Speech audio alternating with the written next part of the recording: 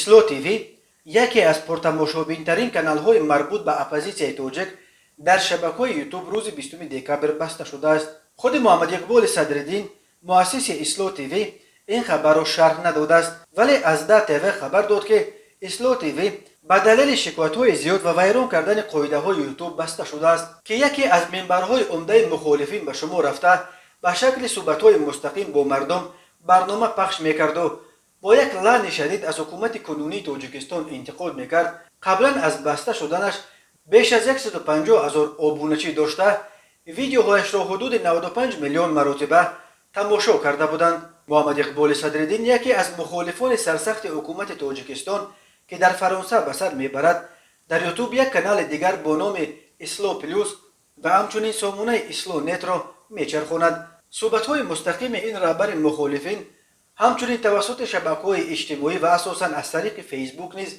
مستقیم پخش می‌شوند، ولی صحیفه محمد اقبال صدرالدین در فیسبوک هنوز فعال باقی مانده است.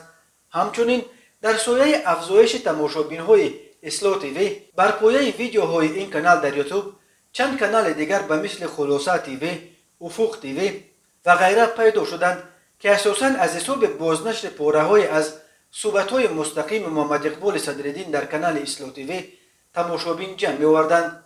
منابع نزدیک به حکومت کنونی تاجیکستان نیز اسلو تیوی را موفق‌ترین طرح مطبوعات اپوزیسیای کنونی در خارج اعتراف می‌کنند و می‌گفتند در دوشنبه خیلی نگران تاثیر آن به ذهن مردم، بخصوص به ذهن مهاجران تاجیک در روسیه و کشورهای دیگر میباشند. همچنین توسط اسلو تیوی هر هفته با تکیه به منابع این شبکه در داخل حکومت سیل کمپرامت‌ها درباره منصبداران بلندپایه حکومت کنونی تاجیکستان و افراد نزدیک به این حکومت نشر میشد که نیز مویه تشویش‌های جدی در دوشنبه شده بود. مقامات او را به پنهان کردن تهمت و بهتان درباره اعضای کلیدی حکومت و خویش و تبار پرزیدنت امامعلی رحمان ایبدار میکنند.